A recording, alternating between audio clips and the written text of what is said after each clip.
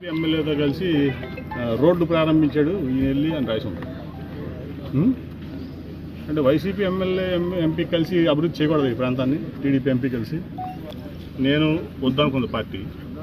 చంద్రబాబు గారు నన్ను పొమ్మన్నారు. ఇంకా నేను ఉండడం అనేది కరెక్ట్ కాదు, మంచిది కాదు, మంచి పరిణామం కాదు. అందుకని ముందు వెళ్ళి స్పీకర్ గారు అపాయింట్మెంట్ పెట్టాం. ముందు వెళ్ళి స్పీకర్ గారిని అడుగుతాం, స్పీకర్ గారిని రాజీనామా చేస్తాం. ఆయనతో అదే రోజు ఆమోదింపు చేసుకుని అప్పుడు పార్టీకి రాజీనామా చేస్తాం. ఎందుకంటే పార్టీకి ఎంపీ పదవి ఉండగా పార్టీ వదిలేసని చెప్పకూడదు, ఇంకో పార్టీకి వెళ్ళకూడదు, లేదా ఇంకో నిర్ణయం తీసుకోకూడదు. కాబట్టి అదే సోషల్ మీడియాలో పెట్టారు.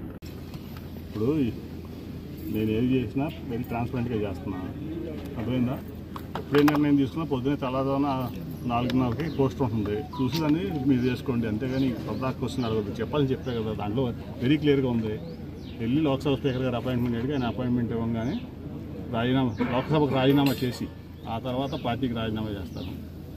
ఆ తర్వాత మా వాళ్ళందరితో కూర్చుని వాళ్ళందరూ ఏ నిర్ణయం తీసుకుంటే వాళ్ళకి ఫాలో అవుతుంది. నా సొంత నిర్ణయం లేదు దీంట్లో.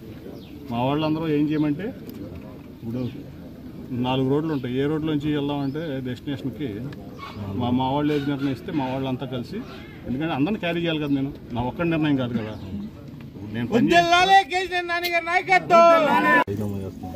చెప్పాను, పోస్టులో చూశారు కదా,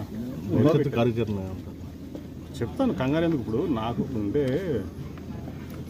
నేను నిన్న కూడా చెప్పాను, నేను మీడియా మిత్రులు నా మీద ఆధారపడి ఈ విజయవాడ పార్లమెంట్లో రాష్ట్రాన్ని వదిలేండి, రాష్ట్రం మీదలో కూడా చాలామంది అభిమానులు ఉన్నారు.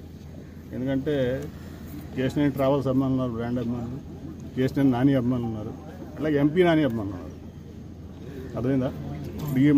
ఈ మూడు అభిమానులు కలిస్తే, ఎందుకంటే అదే చెప్పాను మీకు, రాజకీయం అనేది ఒక త్యాగం. నేను ఎప్పుడు రాజకీయాన్ని ఒక పవిత్రమైన పూజలాగా చూస్తాను.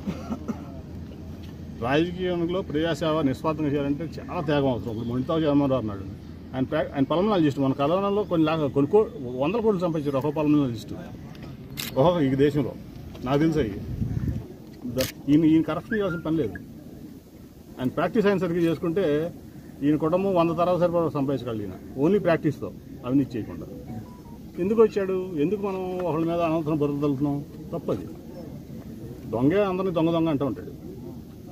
కాబట్టి నేను అనేది ఏంటంటే, ఈ అభిమానులందరితో మాట్లాడాలి. నేను 2 సార్లు ఎంపీ చేశా, నాకు 3వ సారి ఎంపీ చేసినా, 30 సార్లు ఎంపీ చేసినా మాజీ ఎంపీని ఏదో రోజు.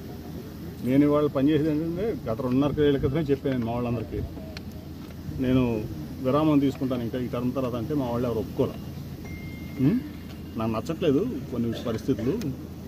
ఇప్పుడు నిన్న కూడా మీ మీడియా మిత్రులు అడిగా, ఏమని అడిగారు, మీరు వైసీపీ ఎమ్మెల్యేల దాంట్లోకి ఎందుకు వెళ్తున్నారు, అందుకే మీ అధినేత కోపం వచ్చింది అన్నారు.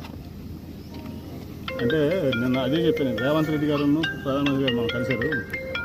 మరి ఈయన కాంగ్రెస్లో చేస్తున్నాడా, ఆయన బీజేపీలో చేస్తున్నాడా?